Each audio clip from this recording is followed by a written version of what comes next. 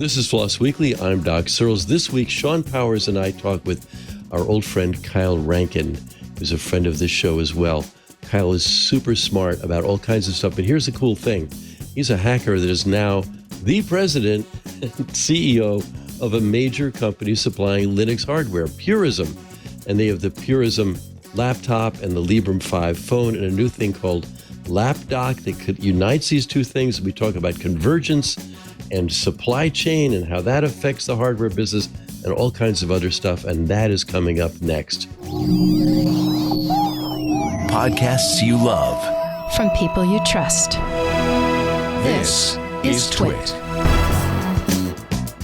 This is Floss Weekly, episode 721, recorded Wednesday, March 1st, 2023. Hacking, Convergence, and HyperPurism. This episode of Floss Weekly is brought to you by FastMail. Reclaim your privacy, boost productivity, and make email yours with FastMail. Try it free for 30 days at fastmail.com/twit. FastMail is also giving TWiT listeners a 15% discount on the first year when you sign up today. And by Collide, that's Collide with a K. Collide is a device trust solution that ensures that if a device isn't secure, it can't access your apps. It's zero trust for Okta. Visit collide.com/floss and book a demo today.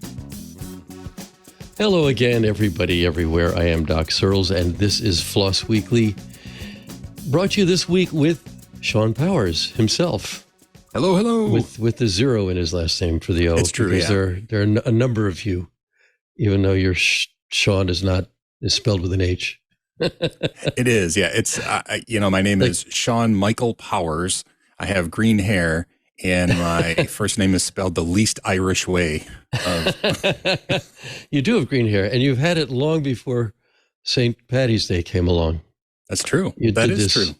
Yeah, for those of us who are visually impaired for this show, you did this to celebrate your daughter, to support her. To support her because but it's become now, I'm like the, people who leave their Christmas tree lights up all year round. This time of year, I look ahead of the curve for St. Paddy's Day. Yeah, and my whole neighborhood here in Bloomington, Indiana, it does the same thing. They leave I don't think they're actually Christmas lights. They're just lights that they have there, and they don't take them down. I don't think they're lazy. It's just kind of a look to it. But that's each to their own. Yeah, I had a joke about it, but I forgot it, so we'll just let it go. Fair enough. It jumped in and then jumped out. So this is today is another Linux Journal reunion. We have Kyle Rankin on. Did you have a few quick words before I jump on to Kyle, because we got off to a late start? I want to make sure we. No, I'm excited. We can bring Kyle in. He's part of the family. Let's bring him in. So Kyle, before you talk, I just have to let the listeners know. Kyle and Shawn and I are both longstanding staffers with Linux Journal back in the decade, or in the decades, I think, in our cases. But now he's the president of Purism, the maker of laptops and phones that are Linux-based, and author of Linux Hardening and Hostile Networks, DevOps Troubleshooting, the official Ubuntu server book, and Knoppix Hacks, among other books. He was an award-winning columnist and tech editor of Linux Journal, and speaks frequently on free software. So welcome, Kyle. There's actually more to you than that, but that usually I want to shorten people's. They send me 3 paragraphs of startup. So where you're in California somewhere, right? Yeah. I'm in Northern California, up in sort of the wine country region. Actually, not far from the studios. Oh, really? Not far from Petaluma. We could have had you in. Yeah, it's down the street. Official it's place. Down the street. Yeah, that's cool. So you're in not Petaluma. You're like some other place, like Santa Rosa. I'm in Petaluma. So you're in Petaluma. Oh, down the street is right. Down the street. Yeah. Yeah, that's cool. So why don't we just start with what you're doing now? Where's Purism at? Last I heard, the whole hardware industry was struck by supply chain issues and stuff like that. What's going on now? Oh, I mean, that's still the case. I liken it. The last couple of years have sort of been what everyone experienced at the beginning of the pandemic when you went to the grocery store and you couldn't find toilet paper, and then you went to the second grocery store and you also couldn't find toilet paper. And then a couple of people bought up all the toilet paper and then was reselling it for a markup on Craigslist. That's basically been the hardware chip supply chain market for like the last 3 years, really. It hit us earlier than a lot of people. I think we felt it sooner. And it's continues. I mean, even to this day, we've gotten ahead of it for the most part now, but it's taken a couple of years to get there.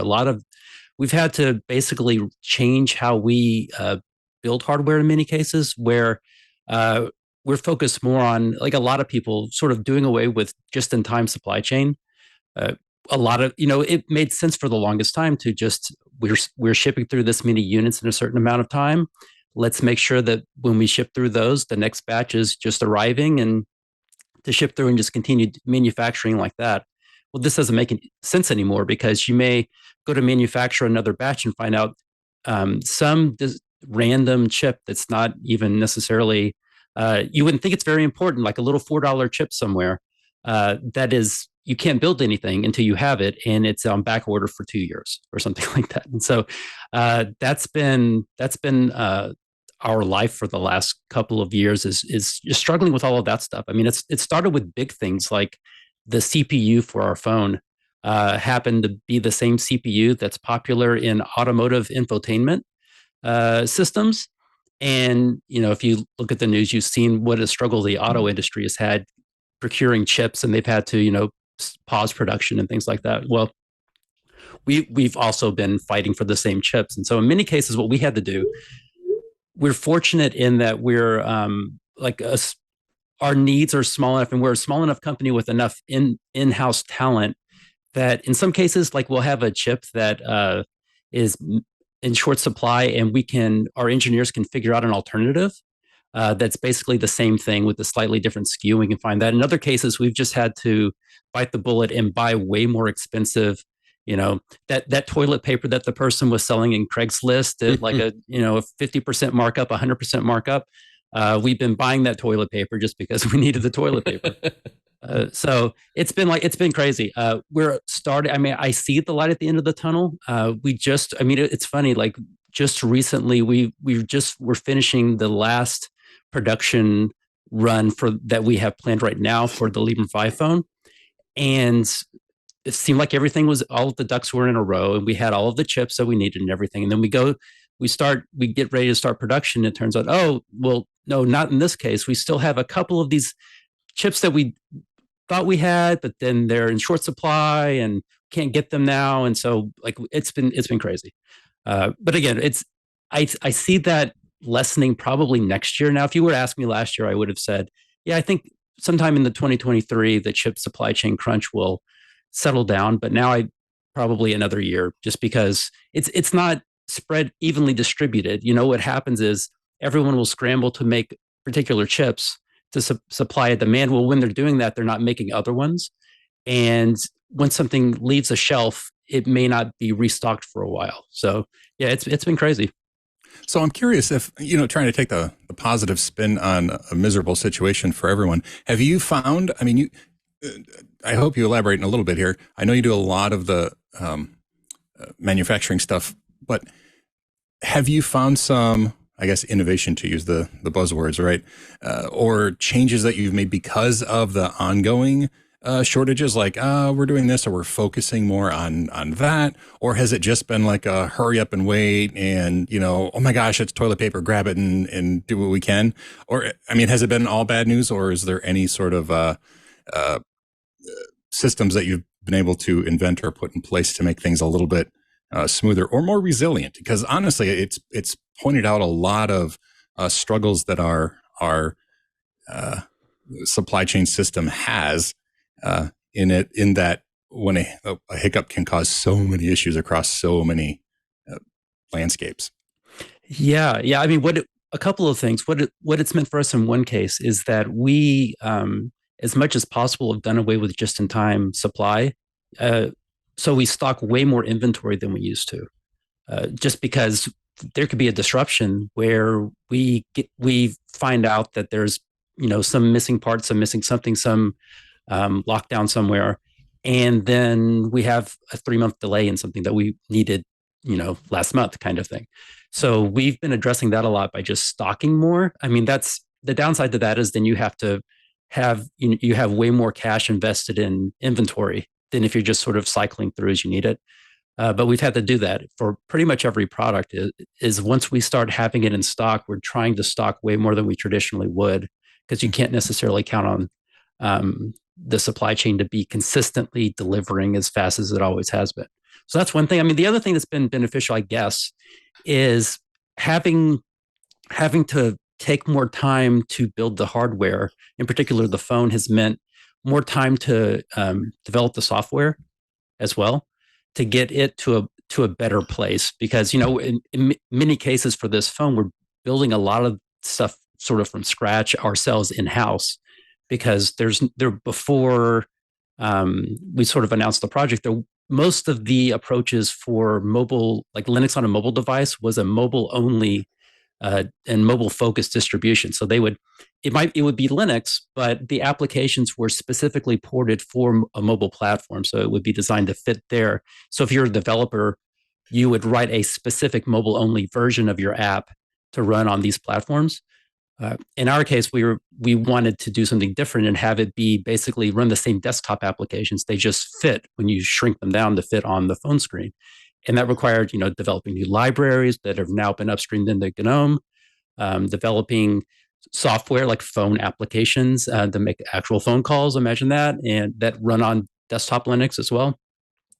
All those sorts of things needed to be developed, and a new desktop shell, because GNOME shell wasn't at the time mobile aware really. And so all of these sorts of things someone had to make them, and we were in a position to do it. And that's what pretty much all of the proceeds from selling these phones went to, was all of the software development to get mobile Linux or adaptive or convergent Linux, I guess, where it is today, which is you have quite a few applications, and all the new GNOME applications are sort of being developed with this in mind, where you can they are adapt to a phone screen, they get adapt to a large screen. And the libraries are sort of built into libadwaita, which is a major library that people would use when they're developing GTK applications now. It's just sort of built in. So like the default approach is one that makes an adaptive application, which is sort of good for everybody, even if you don't use it on a phone. Well, I want to ask about the Lapdock and how this actually unifies your product lines. But before we get to that, I'll let everybody know that this episode of Floss Weekly is brought to you by FastMail. Free email isn't free, and you pay with your privacy. For over 20 years, FastMail has been a leader in email privacy. At FastMail, your data stays yours with better productivity features for as little as $3 a month. FastMail prioritizes your privacy. Your personal data is kept safe and away from third parties with better spam filters and absolutely no ads. All FastMail data is stored in the US, and FastMail is fully GDPR compliant. Masked email protects your personal data by allowing you to create multiple addresses to use when you sign up for various websites. And privacy isn't all you get with FastMail. Customize your workflow with colors, custom swipes, night mode, and more. Organize your inbox with scheduled send, snooze, folders, labels, search bar, etc. Plus, keep track of all the important details in your life easily with FastMail's powerful sidebar. Gives you the ability to send and receive emails from your own domain and manage multiple email addresses in one space, which helps keep you organized and protects your personal data.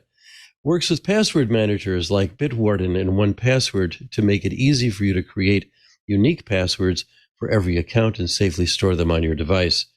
It's great on laptop and mobile, especially when you download the FastMail app to get the most out of your email. The FastMail app is the best place to try all their newest features and will always be the most up-to-date. FastMail has a US-based support team full of email experts that are always within reach to put you first. The FastMail team believes in working for customers as people to be cared for, not products to be exploited. Advertisers are left out, putting you and your privacy at the center. Check out these reviews. I use FastMail because it's super fast, and cares deeply about privacy and doing the right thing. And FastMail rocks. It's secure, private, independent, and has a Gmail transfer tool. You won't regret this move. Another one, I test drove several services but settled on FastMail years ago, and I couldn't be happier. I use it for my entire family, as well as a separate plan for my business.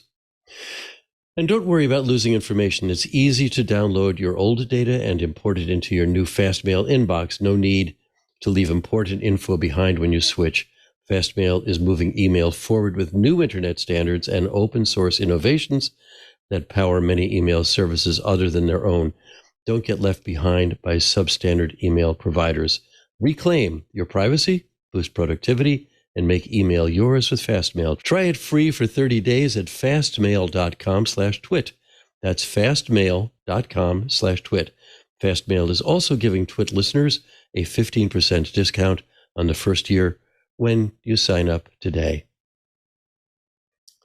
Okay, so Kyle, you've got a new thing called Lapdock, and because we haven't covered it yet, you make a laptop and a phone. You were mentioning the Librem 5 earlier. That's your phone. Tell us more about them, and now pull us in together with Lapdock and how that's going.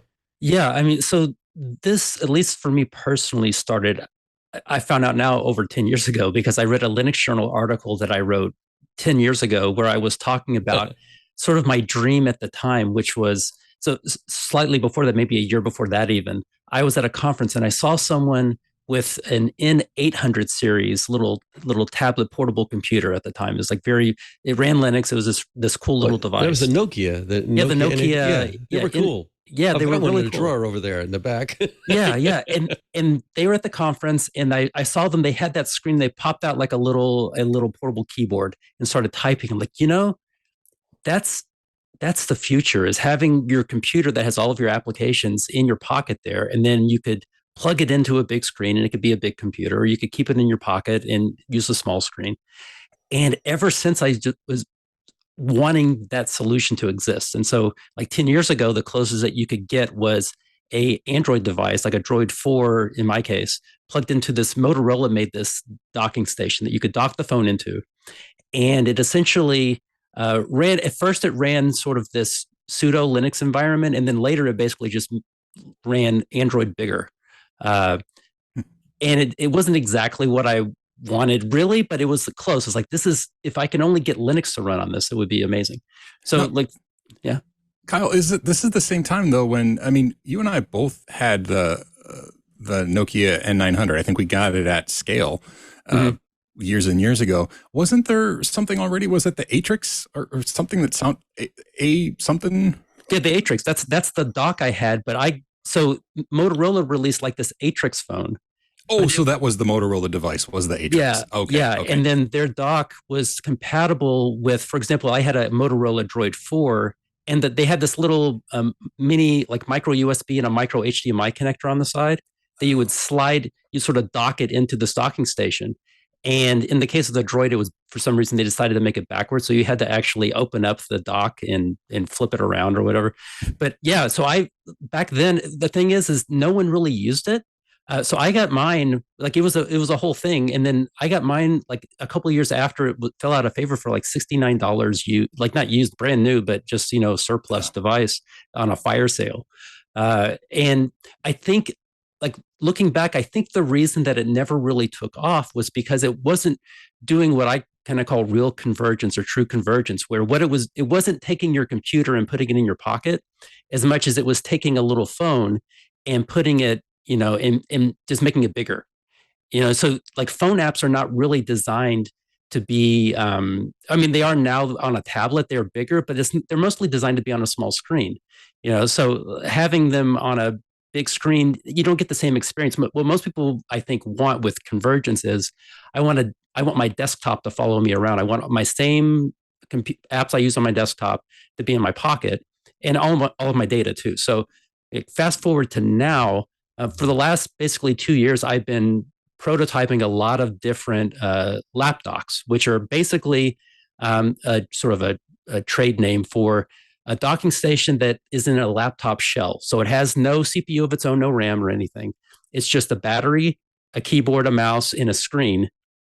and ports that you can connect to your phone. So when you connect to your phone, the phone sees it as another display, sees a USB hub that has a keyboard and a mouse in it, and you can type on the keyboard and use the mouse, and everything works like you would expect. And it makes it seem like your phone is now a laptop.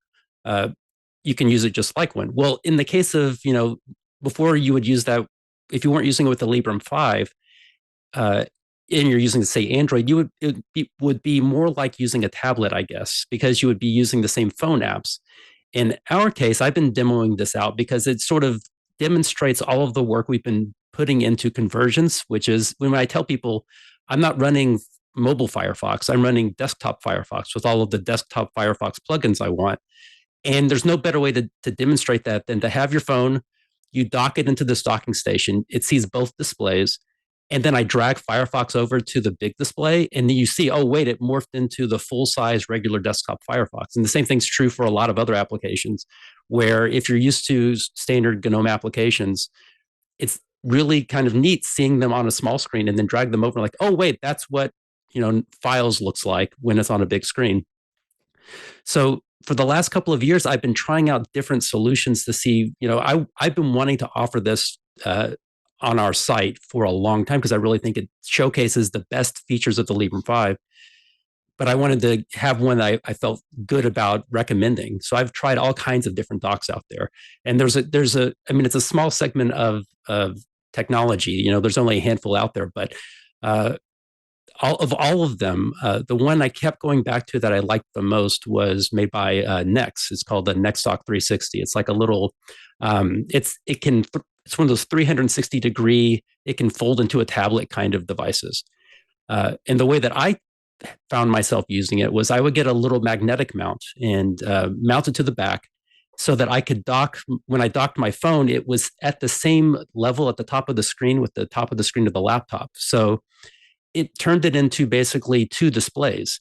And I used it that way. So I decided 2 years ago now to start an experiment where I said, well, what if I replaced my personal laptop? My work laptop has a couple of other obligations. I can't necessarily try it with that yet. But for my personal laptop, what if I if I just replaced my Librem 13 at the time laptop with a Lapdock in my Librem 5 phone? What would that be like? So I tried it out for a month, and it works surprisingly well. The things that I do on my personal computer are, answer emails, browse the web, watch videos, chat, things like that. I'm not doing like video editing or things like that on my personal laptop. And it worked out really great for a month. And so I figured, well, maybe I will try this experiment a little bit longer. And a year later, I was still using it. And now 2 years later, that's just what I use. That's my personal computer now, is a phone connected to a Lapdock.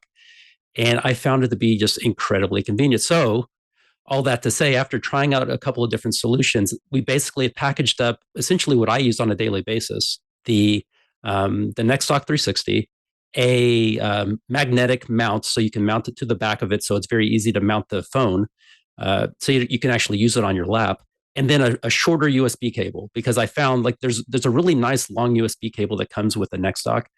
But I found it's much more convenient to have like a little short USB-C cable that's just long enough to reach up and allows enough space for you to fold it backwards into a tablet if you want to. So that's what we have. We just put it on the site a couple of weeks ago.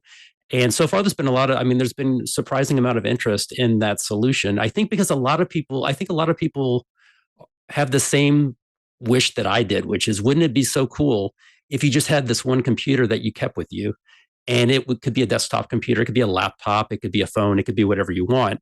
I think that's, a lot of people want that. And so there's a lot of technologies that have sort of promised that in one way or the other, but because of how they did it, either by just making everything mobile only and stretched to fit the screen or whatever, it hasn't really achieved the promise that it was supposed to. But I think now this solution does.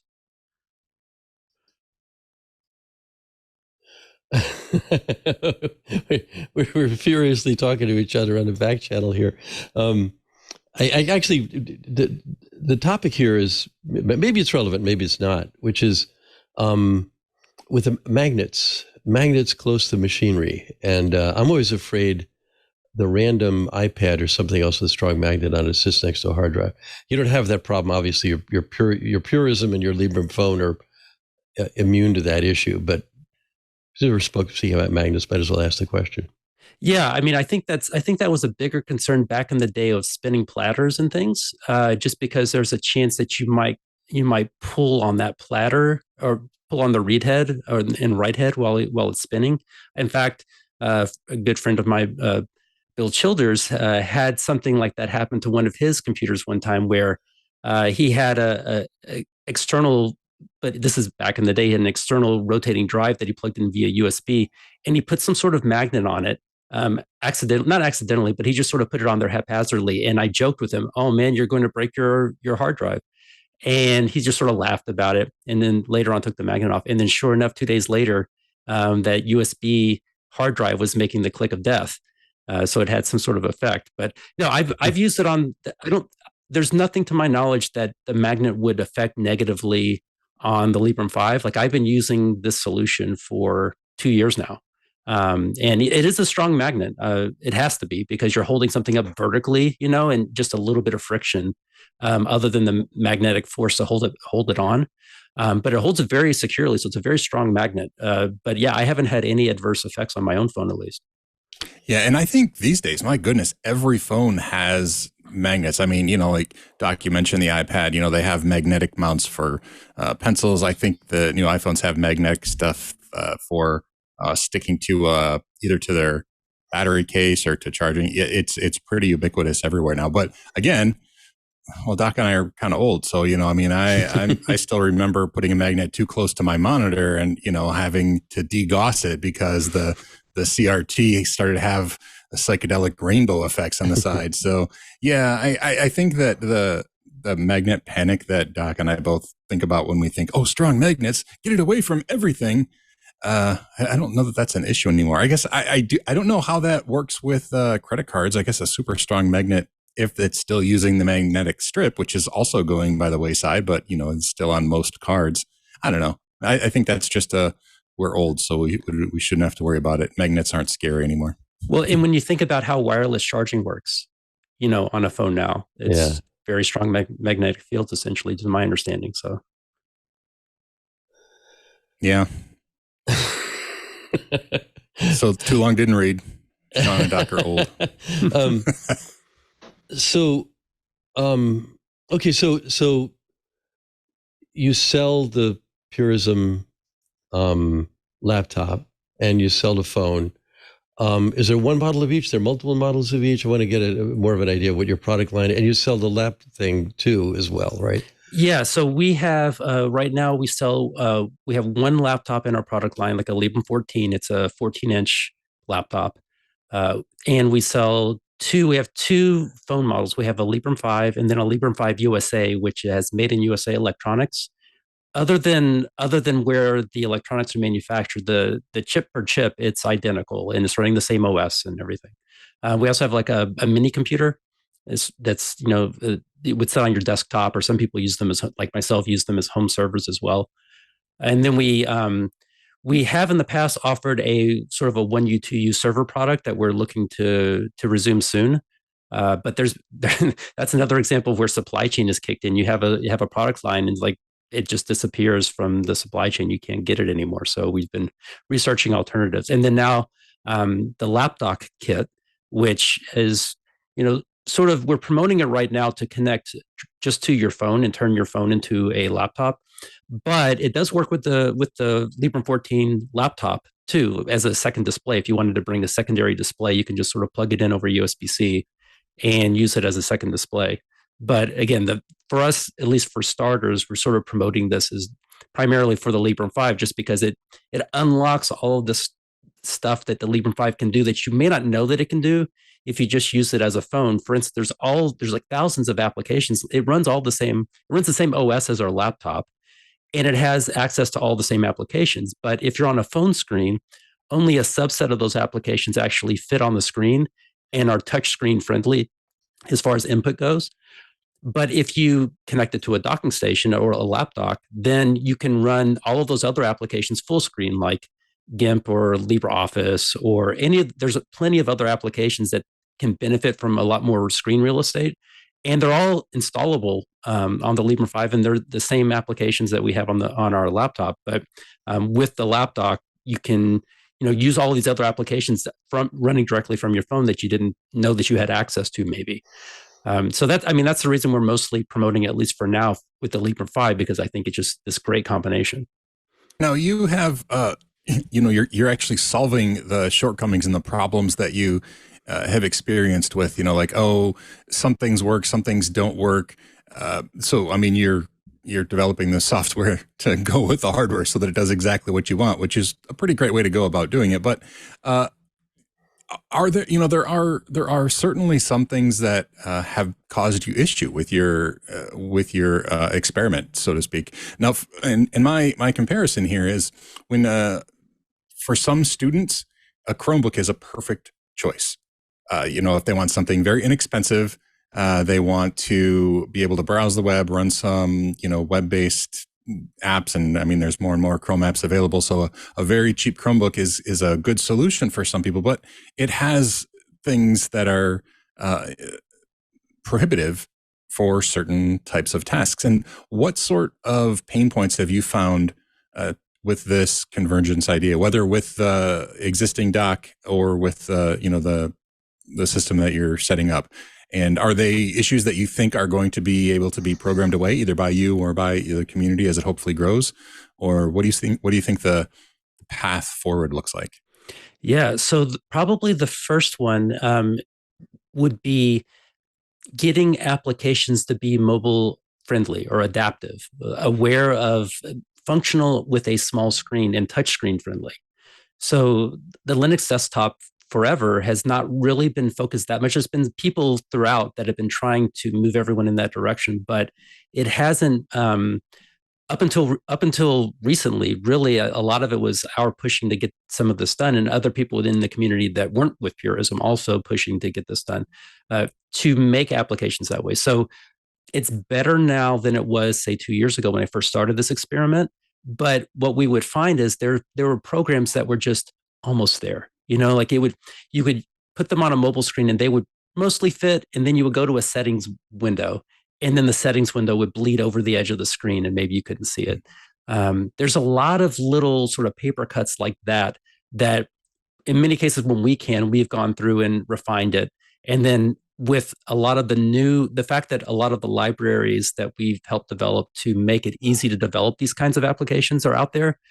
Newer applications are starting to be sort of adaptive by default, which is great. But yeah, that's probably the biggest pain point is you want to use an application that you're used to using on a desktop, and you launch it and it doesn't fit yet. It's sort of, I liken it to where we were on the web, maybe 15 years ago, when mobile people started browsing the web with a mobile device, and websites weren't what they call responsive web design. We call it adaptive because responsive makes you think of speed instead of fitting the screen. But what we now call responsive web design, which is if you're on a phone, it knows you're on a phone, or even if it doesn't know, it knows the dimensions of the screen, and the website looks good on whatever size screen you happen to have it be on. Well, the web didn't start out like that. 15 years ago, everyone was developing for a sort of a set desktop screen. And so if you were browsing the web on a mobile device, you either ran, that's one of the reasons for the prevalence of all these sort of mobile apps was it was easier in some cases for people to make an app to use their website instead of making their website adaptive for the phone. We're running into the same thing. We're at the same place now with desktop applications as the web was 10, 15 years ago, with having apps or having the websites fit. And everyone now, I would say, is, the web is better now, better designed, since everyone's taking into account having websites adapt to whatever screen they happen to be on. And I think desktop applications will be better for factoring that into. But yeah, that's the first pain point, I would say, is having applications you want to use that haven't yet been updated to fit on the screen. And every month or two, we and other people in the community are helping to update those to make them fit better. I guess one of the other, that's the main one, honestly, that I hit the most is, and these days not as much, just because the applications I've sort of settled into, one of my selection criteria is whether it's adaptive or not. And for the most part, the applications I want to use are. The only thing I run into every now and then is even websites that just sort of assume you're on like a 12 core laptop with 32 gigs of RAM. And then there's like all of these ads and crazy things flying by that's using up all your resources. That sometimes I've run into that, and just having good browser plugins and that turn a lot of that stuff off helps a lot. I've noticed if you tell a website that you're a phone, even if you're a desktop, if you tell it you're a phone, you will get a much faster, smoother website in most cases from people. I know Doc has something that he wants to tease here, but I had a quick question before we change topics. So I saw the videos that Ant put on the screen while we were talking, and the transitions between the phone and the desktop or lapdock or whatever the terminology is just smooth as butter. Is the stuff that you're doing depending on Wayland, or does it use X Windows still, or what is the underlying system or requirements that you're using, or does it just not matter? Is it just another desk or just another screen? Yeah, so we're using Wayland, but yeah, it's to answer your question, it's just another screen. So when you plug the phone into the laptop, it's just like you plugged it into a USB docking station with a monitor on the other side. It just sees a screen that's a certain size and a keyboard and a mouse, and you open up your display settings and you can see it sees two screens, and you can decide the orientation and everything else, just like you were plugging it into a monitor. Now, to make all of that work with the phone, our phone shell has some knowledge of how to.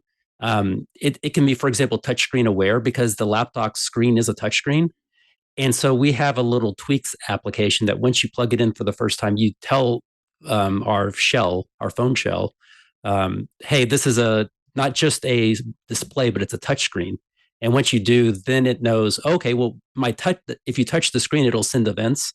And then you can start using it like a touchscreen, and scroll down and touch your laptop screen, which still feels kind of weird to me because I'm not used to. Yeah, I was always worried about smudges, but yeah, so you can just use it like a regular touchscreen. But yeah, it's Wayland, but there's nothing really special about it other than it knows it's a DisplayPort USB-C screen. Okay, so you're using Wayland, but it isn't necessarily like specific Wayland technology. Exactly. Yeah, it's such a thing. Okay. Yeah, it's just it sees a screen. You plugged in a screen over USB-C. Okay. Cool. Boy, there's so many avenues to go down here, and I want to go to some things we've been talking about for years. I want to revisit again around hacker culture, but first I have to tell everybody that this episode of FLOSS Weekly is brought to you by Collide. Collide is a device trust solution that ensures unsecured devices can't access your apps. Collide has some big news. If you're an Okta user, Collide can get your entire fleet to 100% compliance. Collide patches one of the major holes in zero trust architecture, device compliance. Think about it. Your identity provider only lets known devices log into apps, but just because a device is known doesn't mean it's in a secure state. In fact, plenty of the devices in your fleet probably shouldn't be trusted. Maybe they're running on an out-of-date OS, or maybe they've got unencrypted credentials lying around. If a device isn't compliant or isn't running the Collide agent, it can't access the organization's SaaS apps or other resources. The device user can't log into your company's cloud apps until they've fixed the problem on their end. It's that simple. For example, a device will be blocked if an employee doesn't have an up-to-date browser. Using end-user remediation helps drive your fleet to 100% compliance without overwhelming your IT team. Without Collide, IT teams have no way to solve these compliance issues or stop insecure devices from logging in. With Collide, you can set and enforce compliance across your entire fleet, Mac, Windows, and Linux. Collide is unique in that it makes device compliance part of the authentication process. When a user logs in with Okta, Collide alerts them to compliance issues and prevents unsecured devices from logging in. It's security you can feel good about because Collide puts transparency and respect for users at the center of their product. To sum it up, Collide's method means fewer support tickets, less frustration, and most importantly, 100% fleet compliance. Visit collide.com/floss to learn more or book a demo. That's KOLIDE.com/floss. FLOSS. So Kyle, when you were talking about pretty much everything you offer there, and that you've got servers, are among in your product line, and you run them at home. I'm remembering, and I talk about this too often, probably, but I used to have servers under my desk. My mail server, my web server. With Linux Journal, we had a server that was a Linux Journal one where I'd put an article on there and a cron job to push in the middle of the night.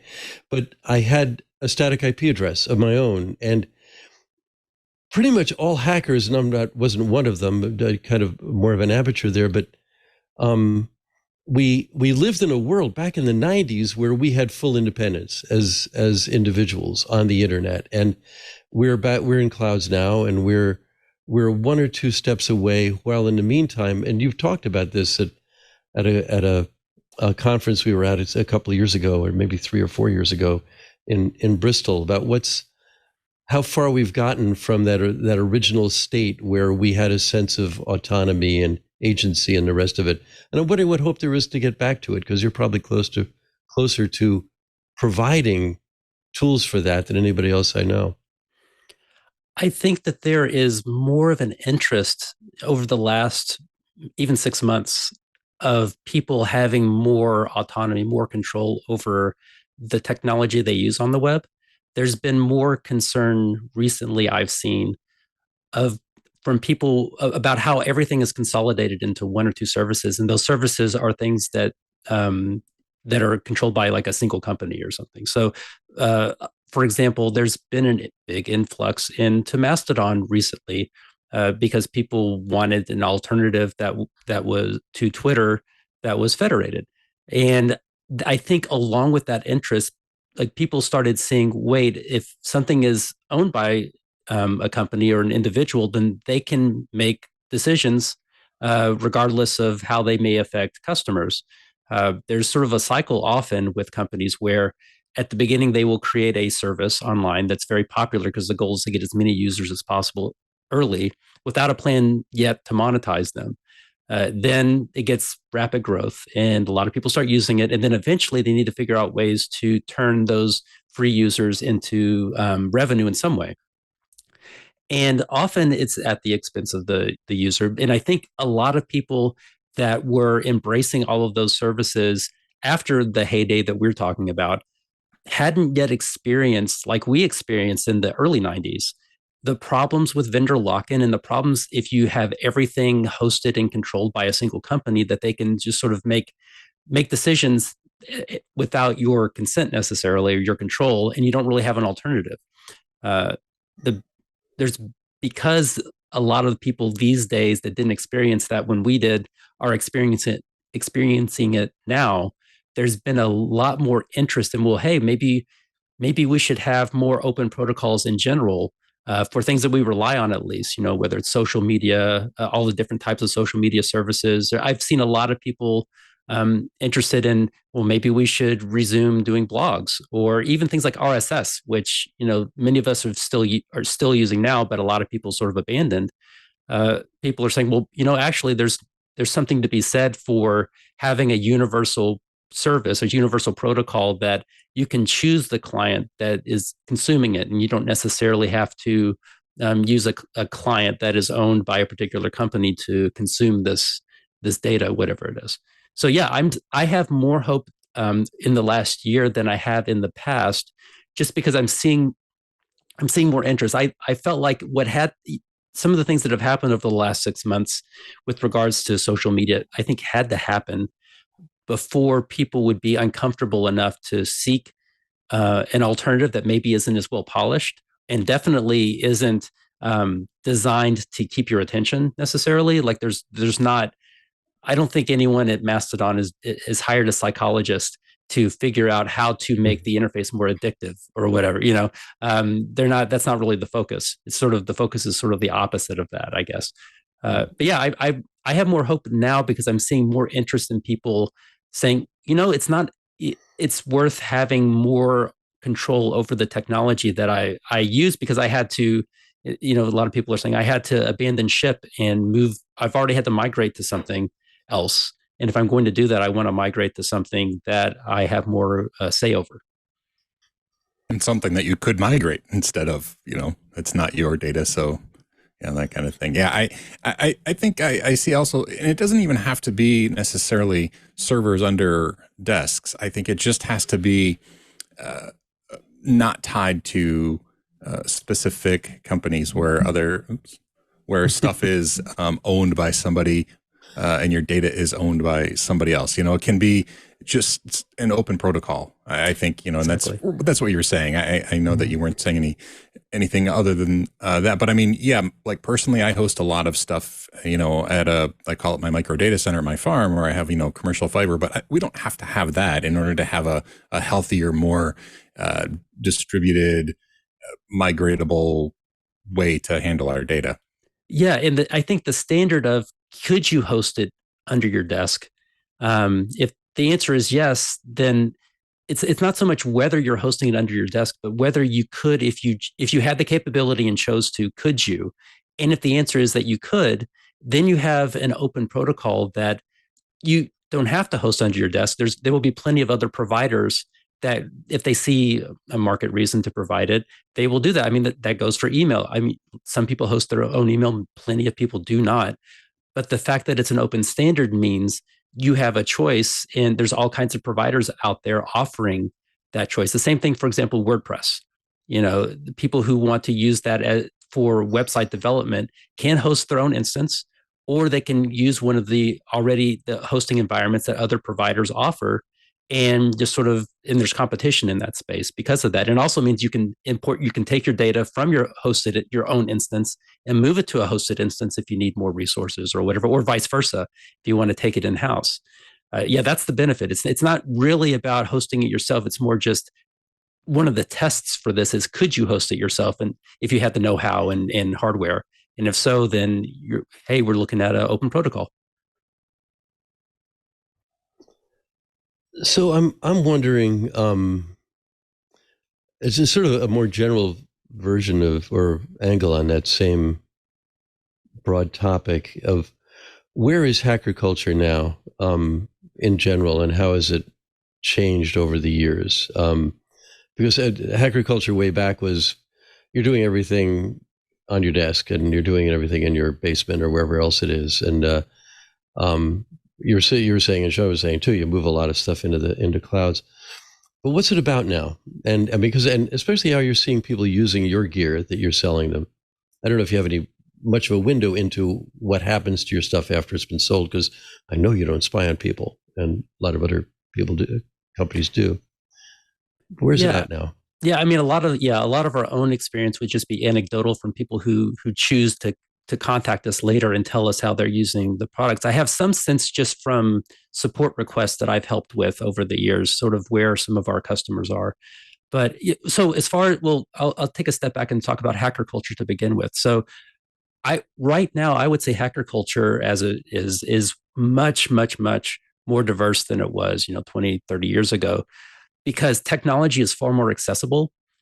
Technology these days is part of every single person's life. When they, if they're in the past, it might be if you want to go into certain businesses, you may need to then learn how to use a computer and get some level of computer literacy. But 30 years ago, that wasn't necessarily a given. And so people who were focused on computer programming and that sort of thing were a subset of the population, just because it wasn't a ubiquitous thing. But now everyone grows up using technology and they're exposed to it constantly. And technology as a result is way more accessible than it was 30 years ago, when the only people using a particular technology were the geeks that were writing that software, for instance. Now there's an assumption that you need to have things that are friendly to use, that are convenient, and are accessible to everybody. And so the culture is reflecting that now, to the point that, computer programming is now it's like shop class in the 1970s, where there's this assumption that you need to take your computer programming class in high school so that you have at least an option for a well-paying job when you get out of school. Whether that will bear out over the long term, who knows? But that's at least where we are today, where your average student in whatever school is now being exposed to computer literacy, not just using a computer, but writing software for it, because it's so much more accessible. And I think that's what's caused, and that was part of my talk in Bristol, was the culture clash that this has caused, because traditionally you have a very traditionally geeky, nerdy culture, because you kind of had to have some of those attributes and a certain level of aversion to socializing to get into computer programming in particular, a lot of this technology many years ago. That's not true anymore. So you have sort of that culture still exists, and it has been involved in free software, for instance, forever. But there's also just more popular culture because all of this stuff is now mainstream. I mean, your average person now is talking about what's going on the internet, what's going on with technology, and writing, in some cases, writing software and learning to do it in high school or middle school, elementary school, even in some cases. So that culture is more of just sort of like the average culture. I liken it to, and the clash is a result of, I likened it, in the talk to some geeks throwing a D&D party, and the word gets out that there's this really cool party at this person's house, and then everyone else in high school, all the jocks show up and turn it into a kegger, and then there's this conflict. And I think that we're still seeing that conflict sort of bear out today in the free software community, but I think in the tech community at large, where everyone like across the spectrum are involved in technology now, and there's it's a culture clash just because they all come from different backgrounds and have different expectations. That's interesting. And using you personally as an example, I mean, the last time we were at a conference together, you were wearing a pirate T-shirt, and you were considered pretty, cutting edge hacker life. Now you are the president of a company. I mean, it's become part of just standard culture, like you said. And so, is there? I mean, that does mean that since standard culture is now including what used to be specialized nerdy geekdom, for lack of buzzwords, if that's part of the standard culture, is there now a fringe that has kind of taken over as that subset? And I don't expect for you to be able to identify that, even because, you're now the president of a company, right? But I'm curious. I mean, there must be some, what happens at DEF CON, right? What happens at DEF CON now, I guess, is my question, because that used to be the kind of people that you more than me were, back in, a decade or two ago. Is there still that fringe group that is the elite nerds, or has culture just become that? I think there's definitely, like, that culture remains. There's still, most of those people are still around, they still have the same sensibilities for the most part that they did in the past. And that even among younger people who are entering into this field or entering into this community, I think there are still people that are like that for sure. It's more of an and than an or whatever. There's still a fringe of people that are super nerdy, super geeky, socially awkward, and have issues with talking to people. I mean, it took me forever to go to a conference and be able to go to a room where I didn't already know people and dared to strike up a conversation. I mean, this is an achievement over the last 5 years, maybe, where I realized I could do that finally. And before that, it was difficult. And a lot of people are still in that boat. I think it's just, even if you go to DEF CON, there will be all of those people who still have a punk rock aesthetic and all of that. But then you also have all of these other people that just look like everybody else in the world, which I think is really cool.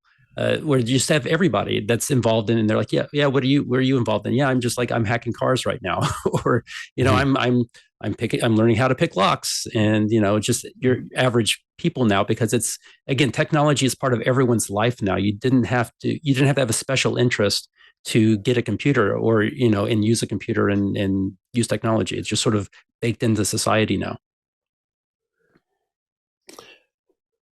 So we're getting down toward the end of the show, and this is where we ask, is there any questions that we haven't asked that you'd like us to have asked? Not really. I really enjoyed the conversation. I really liked going back to that Bristol talk in particular, because it was a great talk. It was a great talk. Thank you. Yeah, I hadn't thought about that. It's still online. We should put it in the show notes because it was good. Are there Oh, questions that we asked you wish we hadn't? No, just kidding. We'd rather we hadn't asked. Well, here's one. That was like, I'm guessing it was pre-pandemic, so I guess it was 19, something like that, 18 or 19. So maybe 4 or 5 years ago. 4 or 5 years from now, where are we at? Where is Purism at? Have you added other things to the product line? Because you're in a manufacturing business, you got a fairly stable kind of client base, I imagine, but you want to grow. Wait, where's it going?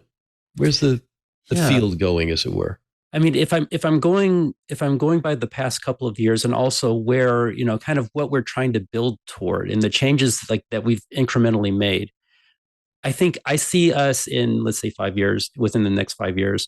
I mean, trying to bring more and more production. I mean, we've been trying for a while to do more in the U.S. and do more in facilities in the U.S. as we can, because there's a lot of benefits to that just from a supply chain standpoint, having manufacturing right next to fulfillment, so you don't have to ship things across the country or across the world from one factory to another is pretty beneficial for a lot of reasons. I see us wanting to do more of that. I'm interested to see where some of these alternative architectures go, CPU architectures go, ARM and RISC-V and a lot of others like that. They're not, in many cases, they're just now sort of on the cusp of being able to offer a counterpart with enough resources. I mean, we've seen Apple go down that road recently, where they now have have an alternative to Intel that is working in a desktop form factor, like in a laptop form factor. I would like to see us have something like that, but that is free. Every step of the way, when we do a new product, our goal is to make it more free than the previous iteration whenever possible. And sometimes it's incredibly challenging, because so much of, in particular in hardware, there's this assumption that everything will be closed. And if it's open, it's sort of locked in to like a particular kernel version, for instance, like a lot of ARM devices, for instance. It sort of works. There's some proprietary drivers, but you have to stick with this kernel version for the life of the product, and then it's disposable. So I guess in 5 years, I'd like to see us, of course, have a wide product line similar to what we do now. I would like to see us expand our services offerings more. I think we've talked about the benefit of having open standards, and I would like to see us offer more of those kinds of services. We already offer some, like a social media, like a Mastodon instance and chat and things like that. I would like to see us do more of those, just so that people have an alternative that they can choose that is supported if they don't want to host it themselves. If they do, then they can, of course, host it themselves too. And in fact, one of the things that we've wanted to do that we just haven't been able to get the resources together to do it is to make all of the services that we offer also have very simple recipes, so someone could host it themselves if they chose to, if they wanted to go to the effort. We want to sort of help enable people to do that want that, because it's, our goal has never been to lock people in to what we're doing. I've spent so much time thinking about security measures in the context of, well, if I do it this way, that's sort of the industry standard way, that means that I'm and Purism are holding their keys, for them. And they have to come to us for permission for things. And I never really liked that. And so I end up having to reject a lot of that. And so same goes for services. If you want us to host a service for you, that's great, but we would love for you to have the capability to do it yourself too. So yeah, I guess for the future, I would love to see more like convergence, I guess, because that's just what I'm all about right now. I love the ability to have a single device that just follows you everywhere and has all of your data on it and has all of your apps and everything's very convenient. I'd like to see us do more with that, I guess, and then have future products ultimately that possibly on architectures or on Intel architectures that are freer. They're starting to open up some of their stuff as well, but on architectures that allow us to have full free software, both on software drivers and the firmware. Well, that's great, and we are in fact now out of time. Last two questions, quick and easy to answer. And you've been here before, and you have answered this before, but why not? It's remedial.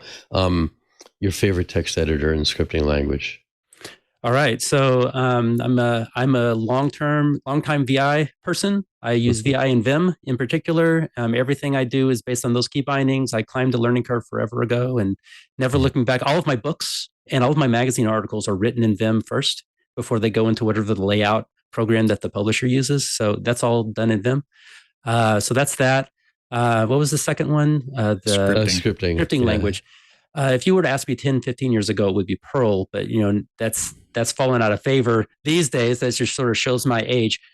So honestly, a lot of I do a lot in Bash. Really, I do tons of stuff in Bash. In fact, a lot of PureBoot, which is our security, tamper resistant boot firmware. The user space of that, a lot of the heavy lifting is done with Bash, which maybe not a lot of people realize, but a lot of it is Bash, which is kind of interesting. And for those who want to know more about Bash, we had Brian Fox on the show sometime in the last year. Good show for that too. Bash gets a lot of love, actually. You're not the only one to answer that. So it's been great having you on the show, Kyle, and thank you for kind of coming in. We had a bit of a schedule juggle that we had to do, and needed somebody today, and I knew you were good, and you paid off. So thanks a lot for being here. Oh, well, it's been my pleasure. Thank you for inviting me. So, Shawn. Yeah. That was good. We expected that.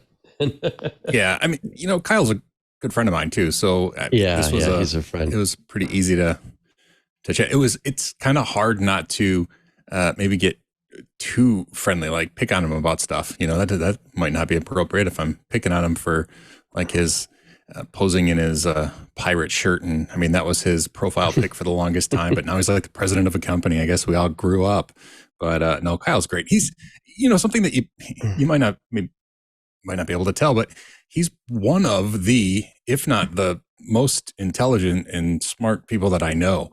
And he comes across as really humble, which is just a credit to him, because I do system administration for a living, and I often use Kyle's books if I have to figure something out, because he's just, he's incredible. So happy for to those familiar with Dune, he's a mentat. The mentat is like the smart guy you went to for, to figure some stuff out, or, like Dr. Spock, maybe in a way, and in the Star Trek series, but the mentat, I think, is closer to it. He's super smart, and pretty much pick a topic, and he'll be able to hold forth on it. And we didn't get to talk about, weaving. He has a loom. He just does everything. Yeah. That's true. Well, next time we'll get to that too. So what do you got to plug? Not too much. You mentioned Bash, so if you go to my YouTube channel, there's a Bash playlist there. To learn some Bash stuff if you're interested in that. And just been focusing on, there's me. I'm right on the screen. I don't have green hair. It's been a while. So I guess that's it. Just my YouTube channel and that kind of stuff. You've kind of got good brown side or blonde sidewalls going on there over your ears. It's like you've been dipped upside down like an Easter egg, It's true. Like somebody dipped me and then didn't get my head under far enough. I don't know what that says about whoever dipped me. It was myself, but I just looking to get the top, and it kind of got down. Do you do it yourself, or do you have salon help to get that look? Most recent time I did myself. My daughter, the one who I originally dyed my hair to support, has done it the past few times, like bleached it out and then made it green. But this time I did the bleaching and the greening myself, which explains the lack of uniformity. It does not look like a professional job, I suppose. Very few things in my life look professional. So. Well, your background there does.